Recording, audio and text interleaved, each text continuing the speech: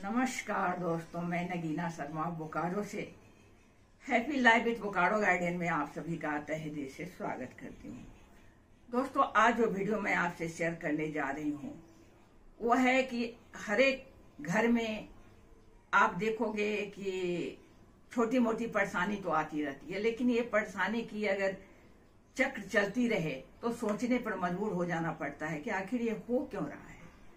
जबकि घर में कोई कमी नहीं है, ना धन दौलत की कमी है, सभी को आपस में लगाव भी है।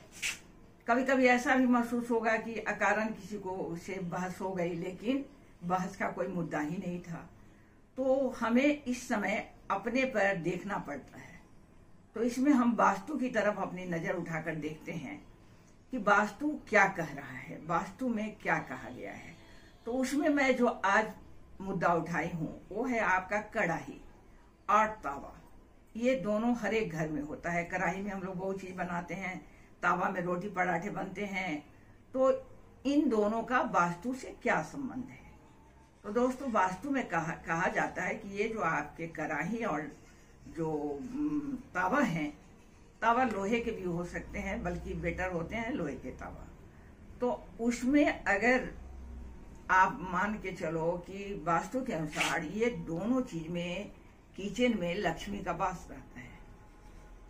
अब किचन का में अगर दोनों में लक्ष्मी का वास रहता है तो हमें थोड़ी सावधानी तो बरतनी पड़ती है।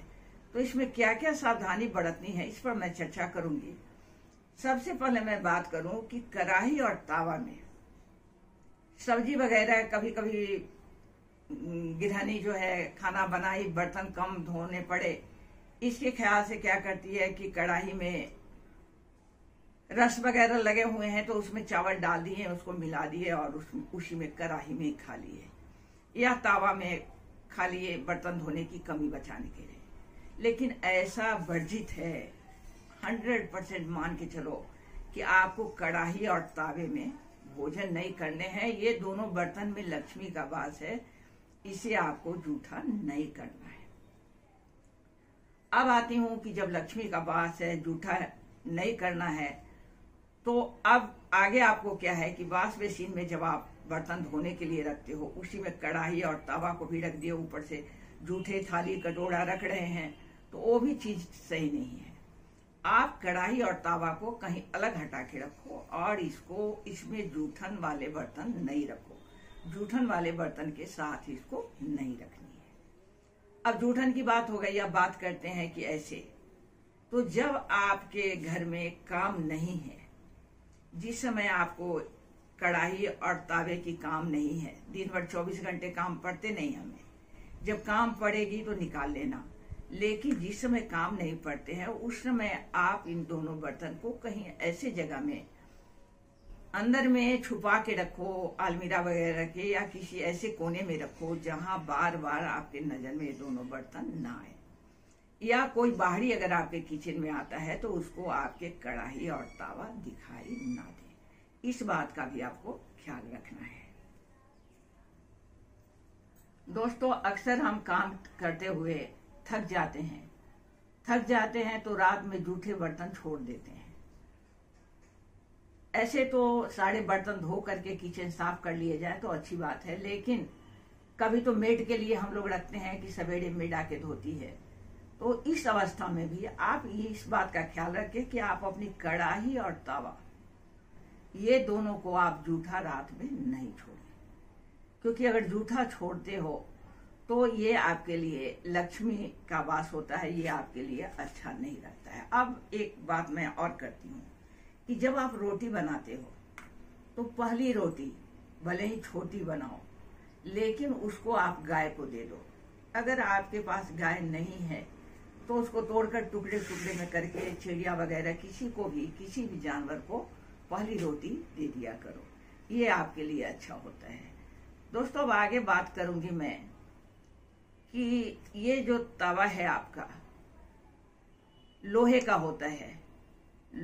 होता है और आप जानते हो कि राहु जो है लोहा से प्रभावित होता है, और लोहे के तावे में आकर के वो बैठ सकता है, वहां शरण ले सकता है।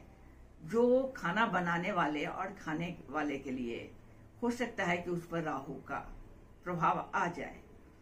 इसलिए अगर बेहतर है कि आप इसमें तावे में आधा चम्मच जो नमक हम लोग खाते हैं उसको डालकर अगर इसमें चारों तरफ मिला देते हो और इसके बाद उसमें काम करते हो तो इससे ये आपकी परेशानी जो है सो दूर हो जाएगी। राहु से आपको कभी भी मुलाकात नहीं होगी। दोस्तों अब बात करती हूँ मैं कि इसको रखनी कैसे है।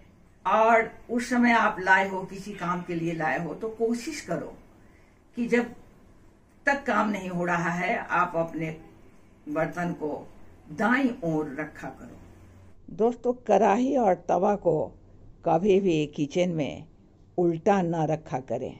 रखना है, छुपा के रखना है, खाली चूल्हे पर।